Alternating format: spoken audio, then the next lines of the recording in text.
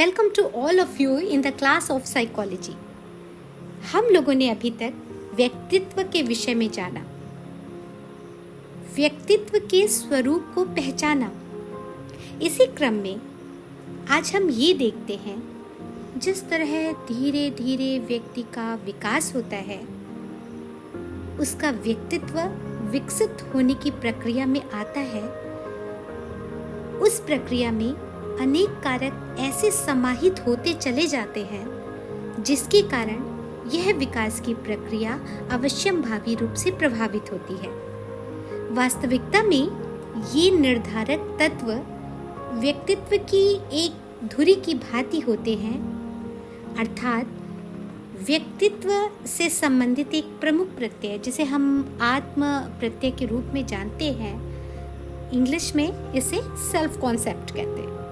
Self concept अर्थात व्यक्ति अपने अस्तित्व के बारे में क्या सोचता है, क्या जानता है, वह क्या समझता है, यह सेल्फ कॉन्सेप्ट होता है व्यक्ति का।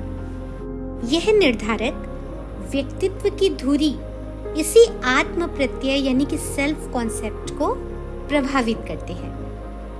कुछ कारक शील गुणों को प्रभावित करते हैं और कुछ कारक ऐसे होते हैं जो व्यक्तित्व के अन्य किसी पक्ष को प्रभावित करते हैं। संपूर्ण व्यक्तित्व ही इससे प्रभावित होता है। कौन से एक कारक का प्रभाव कितना ज़्यादा है या कितना कम है, यह हर व्यक्ति के लिए अलग अलग होता है। आत्म प्रत्यय को प्रभावित करने में अनेक कारकों का योगदान होता है और ये डायरेक्टली भी प्रभावित करते हैं और इनडायरेक्टली भी पर्सनैलिटी को प्रभावित करने में एक महत्वपूर्ण भूमिका का निर्वाह करते हैं।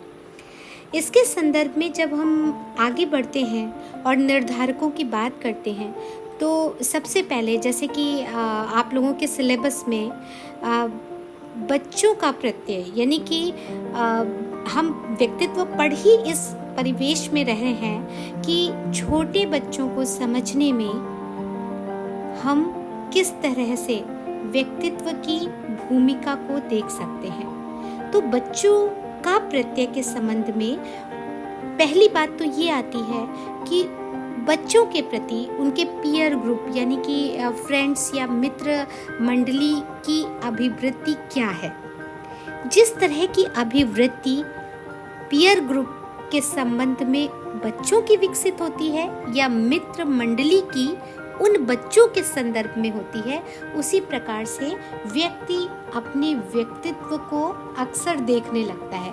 वो वैसे ही प्रत्यक्षित करता है यानी कि परसेप्ट करता है, ऑब्जर्व करता है, जैसी उसकी पीयर ग्रुप की अभिवृत्ति यानी कि उनका एटीट्यूड होता है, वैसे ही वो अपने व्यक्तित्व को भी देखने लगता है। इसके अलावा नेक्स्ट बात करें तो जो माता पिता की एक्सपेक्टेशंस होती हैं, उसके अनुसार व्यक्ति अपने व्यक्तित्व को निर्धारित करने लगता है। उसको ऐसा लगता है कि मेरे से, मुझसे, मेरे पेरेंट्स की ये एक्सपेक्टेशन है, ये उनका एस्पिरेशन लेवल यानी आकांक्षा स्तर है मुझको लेके, तो मुझे अवश्य ही ये काम करना होगा और निश्चय ही मेरे व्यक्तित्व में ये बातें होंगी, ये अच्छी बातें होंगी, जिसके कारण मेरे माता पिता मुझसे ये एक्सपेक्टेशन रख रहे हैं। और कभी कभी ऐसा नहीं होता है कि माता पिता जो एक्सपेक्टेशन रखें बच्चों में सारी तरह से, पूरी तरह से वो गुण विद्यमान ही हों, लेकिन बच्चे उनकी एक्सपेक्टेशन की नज़र से अपने आप को प्रत्यक्षित करने लगते हैं और ये भी व्यक्तित्व के विकास में एक महत्वपूर्ण निर्धारक के रूप में सामने आता है। जब हम और आगे बढ़ते हैं तो परिवार के सदस्यों की भी अभिवृत्ति कहीं ना कहीं से बच्चों के व्यक्तित्व को अवश्य प्रभावित करती है।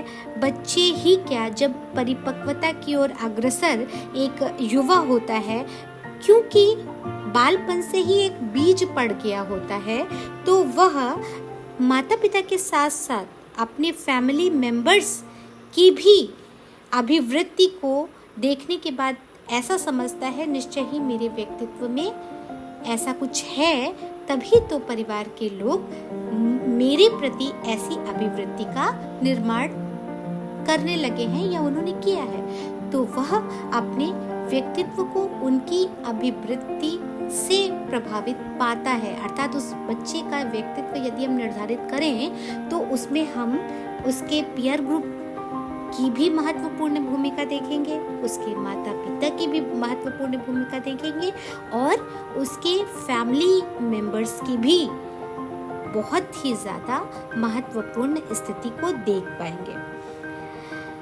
नेक्स्ट, कुछ ऐसी प्रॉब्लम्स होती हैं परिवार की पर्सनल लेवल पे जिसके कारण भी एक व्यक्ति का व्यक्तित्व बनता है।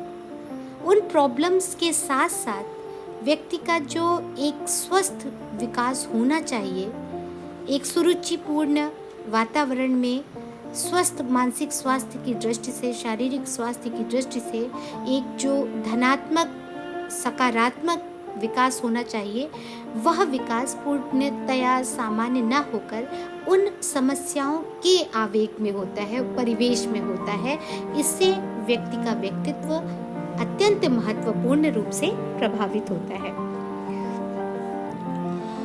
बच्चे की स्वास्थ्यगत स्थिति क्या है, उसका स्वास्थ्य कैसा है और उसके स्वास्थ्य में क्या उसको पर्याप्त पोषण मिल रहा है, क्या उसको पर्याप्त नींद मिल रही है, क्या उसके भूख से संबंधित सभी आवश्यकताओं की, भूख प्यास से संबंधित आवश्यकताओं की पूर्ति हो रही है।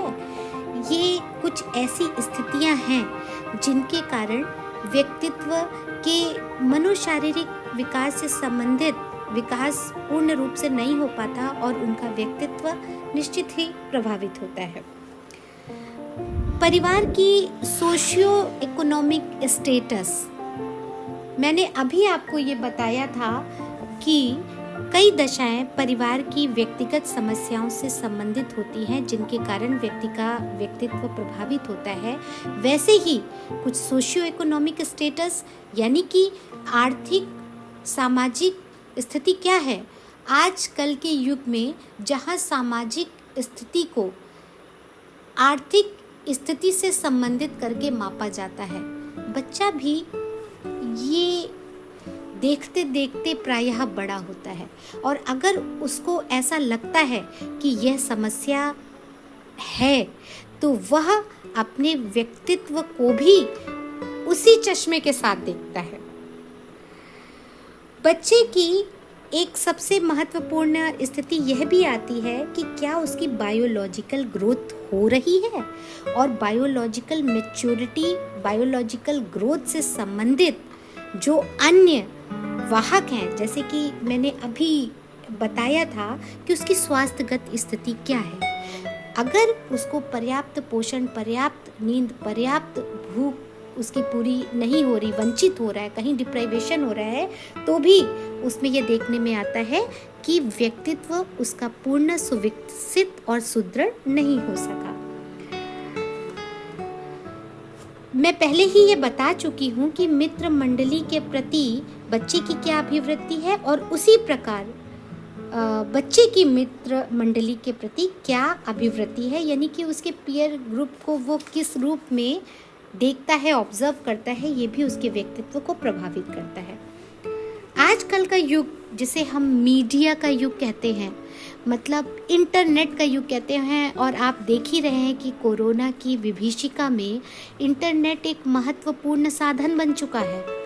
बच्चों की प्रोग्रेस के लिए, उनके आगे बढ़ने के लिए निश्चय ही इसका समावेश बहुत बहुत आवश्यक है उनके जीवन में होना, और पर्याप्त रूप से वो एक जगह पे बैठ के अथाह जानकारी प्राप्त कर लेते हैं। अब ये जो जनसंचार के माध्यम है, टेलीविज़न से उनको जो मैसेजेस मिले, इंटरनेट से जो उनको मैसेजेस मिले, उसके थ्रू भी उनके स्वयं के सेल्फ कॉन्सेप्ट को लेकर विभिन्न अभिवृत्तियाँ विकसित होती हैं। सेल्फ इमेज उनकी प्रभावित होती है, आत्म प्रतिमा जिसे कहते हैं। निश्चय ही रूप से व्यक्तित्व को प्रभावित करने में इन जनसंचार के साधनों का भी महत्वपूर्ण योगदान है, जिससे चाहे अनचाहे यानी प्रत्यक्ष या परोक्ष, अनकॉन्शियस रूप से, अनकॉन्शियस, सबकॉन्शियस, कॉन्शियस, एक एक सेंटेंस, एक एक विजुअल, ऑडियो कहीं ना कहीं से बच्चे के मस्तिष्क में अपना एक स्थान बना रहा है। और चूंकि मस्तिष्क एक ऐसी हमारे पास प्रभु ईश्वर की दी हुई एक महत्वपूर्ण युक्ति है कि इसमें तमाम सूचनाएं संग्रहित होती हैं, रिकॉल करने की देर होती है। यदि उस समय हमें नहीं याद आ रहा तो वो बाद में कहीं ना कहीं से उन सूचनाओं की प्रोसेसिंग होके हमें जवाब मिल ही जाता है। तो ये जनसंचार भी हमारे व्यक्तित्व को निर्धारित करने में बहुत महत्वपूर्ण भूमिका निभाते हैं। इसके अतिरिक्त अगर हम सामाजिक आर्थिक स्थिति के साथ धार्मिक परिप्रेक्ष्य को देखें तो धार्मिक जो रिचुअल्स हैं, जो हमारे ग्रंथ हैं, जो हमारे ट्रेडिशन हैं, जो हमारे कन्वेंशंस हैं, ये सारे के सारे हमारे व्यक्तित्व को निर्धारित करने में महत्वपूर्ण भूमिका निभाते हैं, क्योंकि इनमें एथिकल वैल्यूज़ होती हैं, एथिक्स होते हैं, मॉरल्स होते हैं। उनको सुनने के साथ ही हम बड़े होते हैं। कोई चीज़ें, कुछ ऐसे रिचुअल्स जो हिंदुज़्म में बहुत बहुत अच्छे माने जाते हैं, लेकिन वो अदर रिलीजन में उतने ही खराब माने जाते हैं। व्यक्ति, मनुष्य स्तर पे दोनों ही व्यक्ति समान हैं, लेकिन चूंकि उनका स्पिरिचुअल, उनका आध्यात्मिक, उनका रिलीजियस ढांचा बिल्कुल भिन्न है। इस कारण से यह देखने में आता है कि उनका व्यक्तित्व प्रभावित हुआ। इस दृष्टिकोण से भी उनके जो मानक थे, जो नॉर्म्स बना के वो समाज में आगे बढ़े, वो नॉर्म्स उनके एथिक्स से भी प्रभावित थे, उनके रिलीजन से प्रभावित थे और उनके व्यक्तित्व के निर्धारण में बहुत बहुत जरूरी भूमिका का निर्वाह कर रहे थे। अब नेक्स्ट बात करें तो हमारा विद्यालय जो होता है, विद्यालय किस तरह के डिमांड कर रहा है कि व्यक्ति का व्यक्तित्व, एक बच्चे का व्यक्तित्व कैसा डेवलप हो। उस विकास के लिए, व्यक्तित्व विकास के लिए विद्यालय की डिमांड्स भी बेहद इम्पोर्टेंट भूमिका निभाते हैं, जिसमें कि जब बच्चा प्रवेश करता है उसके आचार विचार, उसके वस्त्र, उसकी दैनिक जीवन की आदतें, उसके खान पान की आदतें, उसकी अनुशासन, नित्य प्रति का कार्य, दूसरों के प्रति, अपने फ्रेंड्स सर्किल के लिए मनोवृत्ति, शिक्षकों के प्रति सम्मान इत्यादि को निर्धारित करने में विद्यालय की महत्वपूर्ण भूमिका होती है। इस तरह से जिस तरह के विद्यालय में हम एडमिशन लेते हैं, प्रवेश लेते हैं, हमारा व्यक्तित्व भी उसके अनुसार, उस विद्यालय के मानकों के अनुसार, सिखाई गई शिक्षाओं के अनुसार ही ढल जाता है। इस तरह से विद्यालय की भूमिका भी बेहद इम्पोर्टेंट होती है। जिन बच्चों को विद्यालय में प्रवेश लेने का अवसर मिला और जिन लोगों को नहीं मिला, जिन बच्चों को नहीं मिला, ऐसे बच्चों के व्यक्तित्व में बहुत बड़ा अंतर देखने में आता है। इस तरह से शैक्षिक परिदृश्य भी व्यक्तित्व को प्रभावित करने में महत्वपूर्ण भूमिका निभाता है, क्योंकि जहाँ बच्चा जन्म के साथ अपने माता पिता के साथ अंतःक्रिया करता है और थोड़ा बड़े होने पे परिवार के सदस्य भी उसके सामाजिक दायरे में आने लगते हैं, फिर आस पड़ोस से होता हुआ वह विद्यालय पहुंचता है, जहाँ बड़ी मित्र मंडली और एक शैक्षिक परिवेश में विभिन्न शिक्षक उसके संपर्क में आते हैं। तो उस स्थिति में उसका व्यक्तित्व अलग होगा और जो बच्चा विद्यालय नहीं जा पा रहा है, उस तरह की शिक्षा ग्रहण नहीं कर रहा है, उसका व्यक्तित्व निश्चय ही अलग होगा। आज हमने व्यक्तित्व के कुछ निर्धारकों के बारे में चर्चा करी।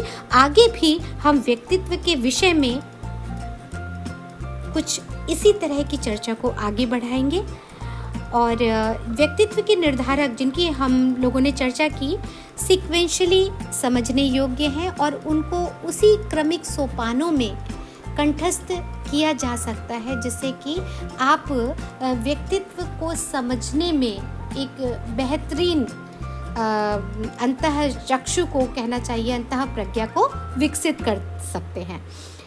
धन्यवाद।